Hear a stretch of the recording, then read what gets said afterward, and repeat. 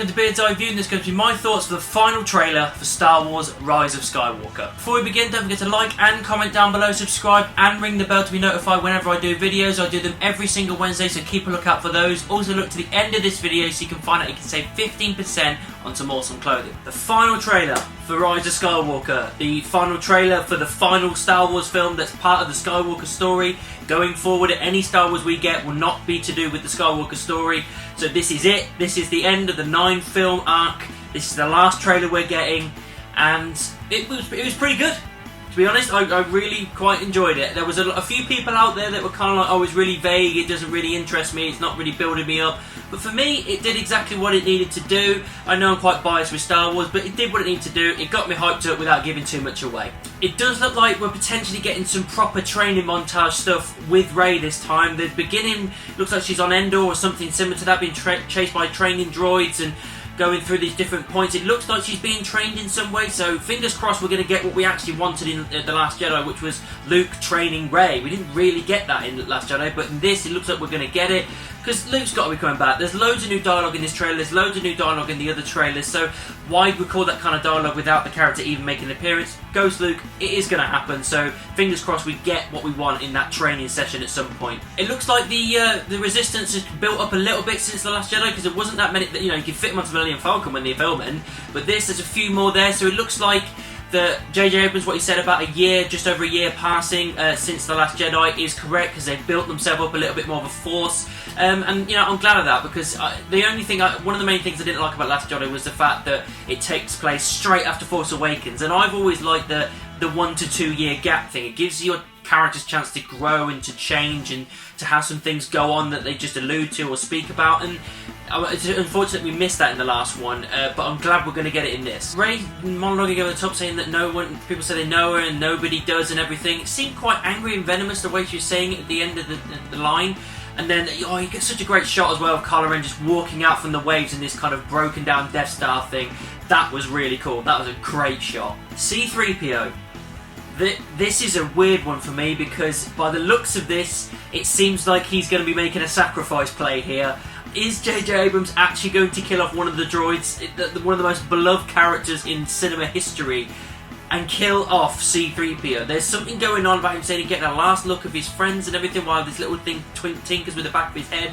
I don't know whether it's a full-on sacrifice of the character or it's something to do with his memories. Maybe there was rumours going around that maybe it's something to do with that he's changing his memories to get some information somewhere that helps further the plot and whatnot, and because of that he won't be C-3PO the way we know him. I generally don't know. It goes back to that thing we saw in the last trailer. We had red eyes, and then one of the next things we see is that massive red beam coming down. I'm wondering, is he actually going to make a proper sacrifice play? Like before the end of the movie, C-3PO is going to be actually dead. I don't really want it, but then we didn't really want Han Solo dying, but that happened. One great thing that Star Wars is, you know, if nothing else, it's the visuals. Visually, it looks amazing. One of my favourites was seeing all the TIE fighters on this ice glacier kind of thing, the little town in the background. That was a really great shot. Another one as well is a great shot between Rey and Kylo when they're kind of in this broken down Death Star. You can see the old Emperor's chair, and it all looks like it was obviously submerged in water, which makes sense considering what we've seen already. That was a really awesome shot.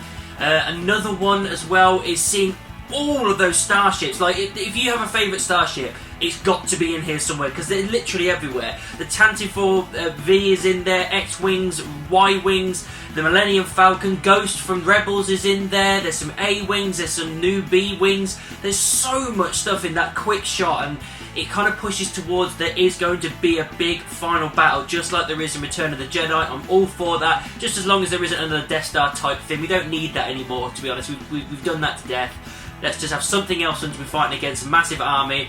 And yeah, it looks awesome. Speaking of massive army, you do see a lot of Star Destroyers, so one of them coming up through the ice and everything, so that seems like maybe that's going to be their main, you know, battle point and everything. Again, the visual looks really great. I'm glad they're bringing like some old school like ships back and everything. One great shot I absolutely loved was when they're all on this kind of horseback kind of alien things. I don't know what they are, but they appear a couple of times in the trailer.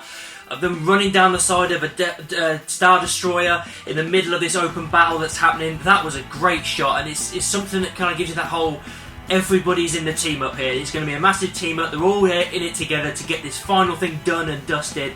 And yeah, that was an awesome shot. We do get a few more shots of Rey and Kylo Ren fighting on that kind of slightly submerged Death Star wreckage and everything, but nothing new really, just showing a couple of extra bits. It doesn't add anything to the plot. One thing it does show though is them potentially with the team up. There's rumours and speculation going around that they will eventually sort out their differences at the end of this, and one of those that kind of supports that is this quick shot, and it's a very quick shot, of the two of them destroying this statue, which potentially could be Darth Vader's helmet on the statue. They're clearly destroying it together, and that is very interesting. I'm interested to see what that means. Emperor's throne looks awesome. I mean, and we get dialogue with him as well, that he's, you know, waited, and something to do with them all coming back together, and he's saying that being together will be their undoing. It's nice to hear his voice again. Again, 100% confirming that he's definitely in this film.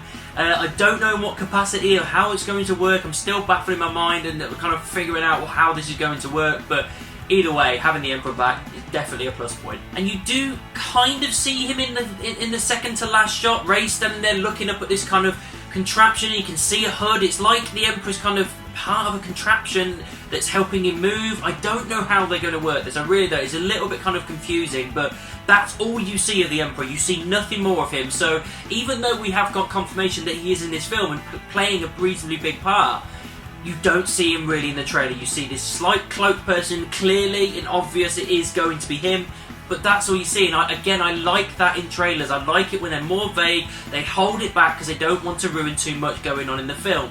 And although some people have made some complaints about that, for me it's a good thing, because I don't want to see too much. I want to see just enough for me to go, that's awesome, can't wait. That's all I need. That's all you need from a trailer. The last shot is just Rey with a lightsaber and Luke and Leia saying the Force will be with you always, and then the title comes up and that's it. So that, yeah, a decent ending to a trailer. I would have preferred it to be the ending to be her and the Emperor a bit, but you know, it's fine. I like the fact that they gave the last line to Leia, to Carrie Fisher. I like that. Guys, overall, this trailer was exactly what I expected. It did enough to get me hyped. It showed me some new footage. It showed me things I loved. It showed, you know, gave me confirmation of certain things and more stuff to speculate and think about. It wasn't as kind of shocking as like the last one, because obviously with the Dark Rey thing is speculations go into overdrive of how that's going to work and everything, but you don't really get any of that in this trailer. You just get kind of what you expect and just enough to get you hyped for this film, and basically saying tickets are on sale, so anyone who wants to get tickets, get going now because they're on sale.